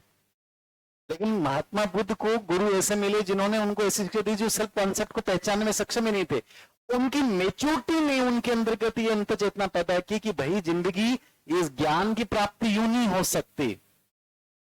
ज्ञान की प्राप्ति की प्रक्रिया है। मैं तुम्हें ये कहूं कि 18 घंटे पढ़ लो सिलेक्शन हो जाएगा, नहीं होगा। मैं फिर कह रहा हूं कोई भी गुरु तुम्हें बोल रहा है तो गलत भ्रमित कर रहा है। तुम 5 घंटे पढ़ के भी सिलेक्शन ले सकते हो। वो तरीके सीखने हैं। महात्मा बुद्ध ने वो तरीके परिपक्वता सीख के लास्ट में उन्हें समझ में आ गया कि मध्यम मार्ग से बेहतर कोई मार्ग है ही नहीं। फालतू में भूख मर रहा था, भूख परेशान, भूखे रह के पढ़ रहा था, 12 घंटे लाइब्रेरी जा रहा था, परेशान हो रहा था, यूं रट्टे मार रहा था, नोट्स बना रहा था, ये किताबें लेके आ रहा था। खूब परेशान हुए आपकी तरह महात्मा बुद्ध। दुनिया भर के गुरुओं के पास चले, उसने कहा ये कर ले, उसने वो करना शुरू कर, उसने कहा ये कर ले, वो करना शुरू कर दिया। लास्ट में जाके शरीर से सांस निकलने वाली थी, जहां समझ में आया अरे बेटा जीवो जना करेगो ज्ञान तुझे प्राप्त होगो, मरगो जना वो ज्ञान क्या को है। बस वो इंपोर्टेंट ज्ञान था, वो अंतर्भूत चेतना थी, और वहीं जाके ध्यान मग्न हो गए और वैशाख पूर्णिमा के रात ज्ञान को प्राप्ति हो गई। कोई ज्ञान में थान दे रहा हूं, है सब कुछ आपके अंदर। पहचान लो, मध्यम मार्ग को अपना लो, संतुलित मार्ग जीवन में अपना के चलो, जिंदगी में बैलेंस बना के चलो, हर जगह बेहतर करोगे, नहीं तो परेशान हो जाओगे। कोई मतलब ना अकेली पढ़ाई कंप्लीटली की डूब गए उसमें, डूबने मतलब वन साइडेड पढ़ रहे हो, नहीं, वो भी टेंशन पैदा कर देगी। साथ में एक बैलेंस बना के हर चीज को एकदम बढ़िया तरीके से व्यवस्थित कीजिए। बहुत अच्छा, पढ़ाई भी अच्छी होगी, नेगेटिविटी कभी नहीं आएगी, हर चीज को अच्छे से करो। शिक्षक का प्रभाव आ गया। पाठ्य सहगामी गतिविधियां, को-करिकुलर एक्टिविटीज, पाठ्य सहगामी गतिविधियां।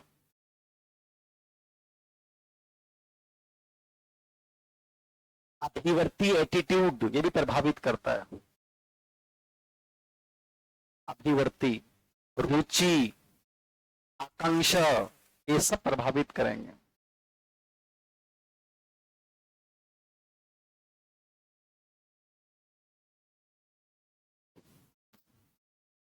ये लिख लेना, ये याद रखना। एक सीटेट में एक प्रश्न आया था, उससे रिलेवेंट 3 धारणाएं हैं, वो तीनों भी मैं समझा देता हूं, साथ के पूरा टॉपिक कंप्लीट हो गया। टाइम तो मैंने बहुत लिया है, बट फिर भी एक तो आता है हेलो प्रभाव। ये 3 कॉन्सेप्ट आते हैं, इनको समझना। एनसीईआरटी में डाल रखे हैं, इसलिए करवा रहा हूं, रेट वाले बच्चों के हिसाब से, इसलिए। हेलो प्रभाव, प्लेसिबो प्रभाव,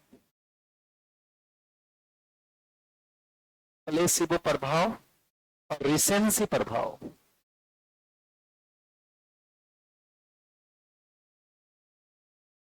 इसको आशंता भी बोलते हैं।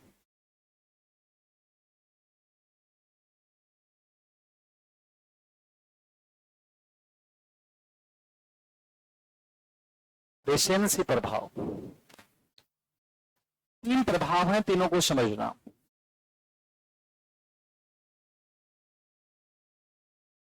पहला क्या लिखा आपने? हेलो प्रभाव। हेलो प्रभाव को मतलब वो है, कोई आदमी थे देखो, थारी नजर पड़ी, आई कांटेक्ट हो, पर्सनालिटी देखो, देखता ही थे भी के बारे में वो बनायो यार, इको तो पक्को ही आल, वो है हेलो प्रभाव।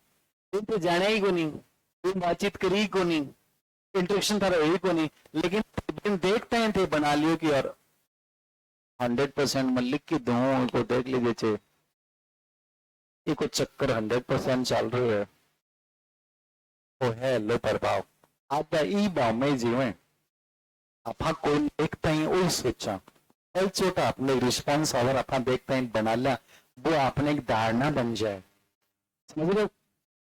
इसको बोलते हैं हेलो प्रभाव। समझ में आ गया? लगभग लोगों के बारे में यूं ही चलता रहता है। सच में बेचारे सिंगल होते हैं जिंदगी भर, रहता कुछ है ही नहीं, लेकिन बड़ा लोग मजा ले कुछ नहीं होता, पूरे कागज होते हैं, चल लिख लो हेलो प्रभाव।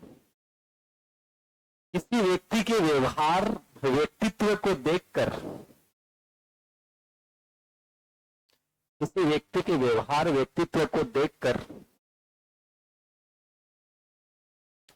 ये आसन प्रभाव है। आसन किसी व्यक्ति के व्यवहार व्यक्तित्व को देखकर उसके बारे में संज्ञानात्मक पूर्वाग्रह बना लेना। किसी व्यक्ति के व्यवहार व्यक्तित्व को देखकर उसके बारे में संज्ञानात्मक पूर्वाग्रह बना लेना,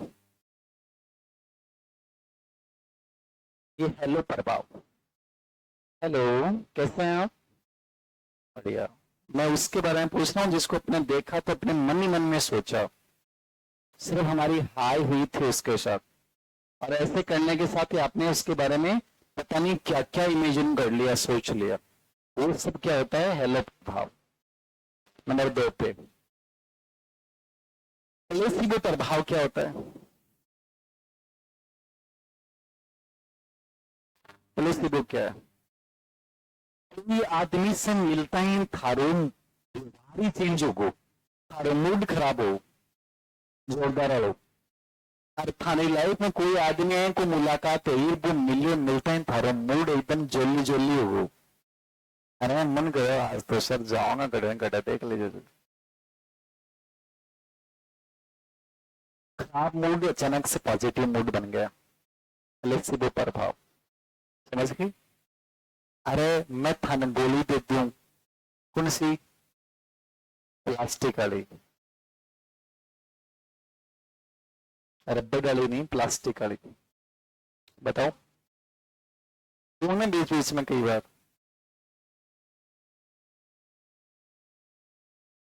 बच्चा रो रहा है और जैसे ही वो किसी के पास गया और उसने एक टॉफी देके उसके चेहरे पे मुस्कान लाते, ये प्लेसिबो प्रभाव। हर चीज में गेम होता है। अभी वो एक डॉक्टर चर्चित हो रहा ना, तो उसके बहुत बड़ा फायदा ले रहा है, वो समझ नहीं रहे। अब गेम है वो बहुत बड़ा साइकोलॉजिकल। डॉक्टर्स तो बहुत सारे हैं, समझ रहे हो? बहुत सारे डॉक्टर, अच्छे डॉक्टर भी हो सकता है जो उसने गेम खेला है।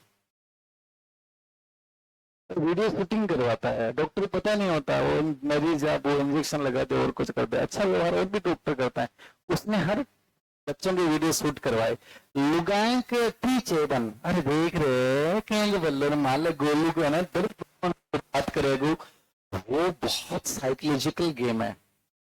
उसने अपने इस व्यवहार से कितनी माताओं को जीत लिया, कितने बच्चों के दिल दिमाग में भर दिया कि नहीं वो दर्द करेगा नहीं, वो बात करते करते कब इंजेक्शन लगा देता है। प्लेसिबो प्रभाव है। एक आदमी से थे मिलो, दिन मिलता ही था, मूड पहले अच्छे दिन देखते ही खराब हो जाए। अरे एक आदमी से थे मिलता ही थे, बहुत पॉजिटिव होगा, एक अलग ही नजरिया में आगा, आपको अलग फील हो रहा है, मुझे अच्छा लग रहा है आपसे मिलने के बाद। ये प्लेसिबो प्रभाव होता है। और जो जिंदगी में ऐसा प्रभाव डालता है उसकी फैन फॉलोइंग हमेशा बहुत गजब की होती है, बढ़ती जाती है, प्रभावकारिता होती है उसकी पर्सनैलिटी में। लिख लो, किसी व्यक्ति के प्रभाव से दुखी व्यक्ति का खुश हो जाना, किसी व्यक्ति के प्रभाव से दुखी व्यक्ति का क्या हो जाना? खुश हो जाना।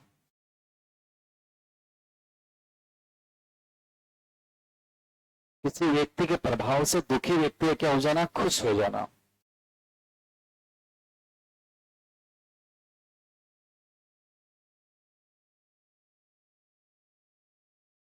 दुखी व्यक्ति क्या हो जाना? खुश हो जाना। वो क्या कहलाएगा? और लास्ट वाला क्या लिखोगे? लिख लो रिसेंसी प्रभाव। रिसेंसी का मतलब होता है जो अंतिम सूचना होती है ना, वो इंपॉर्टेंट होती है। अंतिम सूचना जो होती है ना, वो इंपॉर्टेंट होती है। रिसेंसी मतलब आपको 10 इंफॉर्मेशन मिल रही है ना,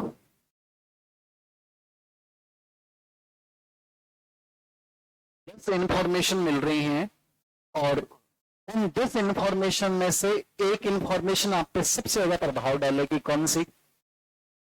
लास्ट वाले। समझ लो इस बात का मतलब। तुम मॉर्निंग में किसी से मिले, फिर मिले, फिर मिले, फिर मिले, फिर मिले, लास्ट में सोते समय जिस व्यक्ति से तुम्हारी आखिर में बात हुई,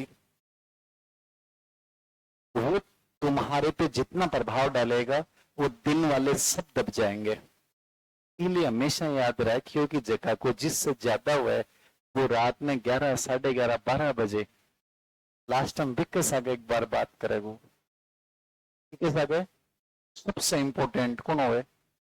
मान लो कोई भगवान से, तो भगवान से बात करोगे, हे बालाजी और थारे लिए कौन इंपॉर्टेंट है, तो क्यों बात करोगा? को जो थार पर प्रभाव पड़ेगा वो दिन में कितने लोग थान मिले, लाइब्रेरी में, स्कूल में, कोचिंग में, कितने लोग मिले, तो सबको प्रभाव डाउन, और उसका प्रभाव आपके कल तक मॉर्निंग तक इफेक्ट करेगा। यह है रिसेंसी प्रभाव। इसलिए लास्ट में रात में सोने से पहले जो विचार लेके थे सो रहे हो ना, वो विचार हमेशा बहुत ताकतवर होना चाहिए। किसी आदमी के बारे में सोच रहे हो, सो रहे हो सोच की, वो बहुत ताकतवर होना चाहिए। ये मनोविज्ञान है इसमें, क्योंकि वो फिर पूरी रात आप सोओगे 6 घंटे 5 घंटे, तो वो तुम्हारे अनकॉन्शियस माइंड में वही वही घूमेगा।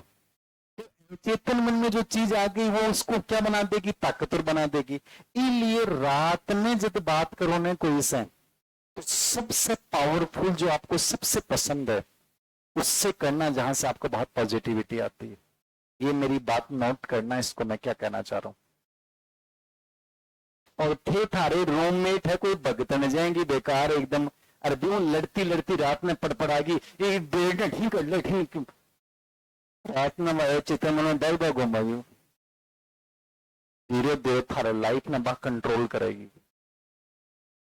इसलिए इतने टाइम आंख बंद करके एक बारे में सोचियो, जिकन थी जिंदगी के मैंने वास्तव में लाना चाहते हो, तो 6 घंटे अनकॉन्शियस माइंड उसको बार बार रिवर्ट करेगा। गजब की बात बताइए, दी फॉलो कर को लगन था कि फॉलो कौन करो। अति बात यदि मैं कोई बता दूं तो कोई सेशन ले लूं तो लोग बिजनेसमैन बेजान पीछा दुनिया भर का करके गजब की बात बताएं सर। नया टॉपिक मोटिवेशन, अभिप्रेरणा। जिंदगी में अभिप्रेरणा बिना कुछ ही को नहीं रहे। 2 मिनट का अंतराल दे रहा हूं, कोई मूल प्रवृत्ति को दमन निकाल के आवा तो निकाला हो भाई, मूल प्रवृत्तियों को दबाना नहीं, जिंदगी में सब कुछ करना, लेकिन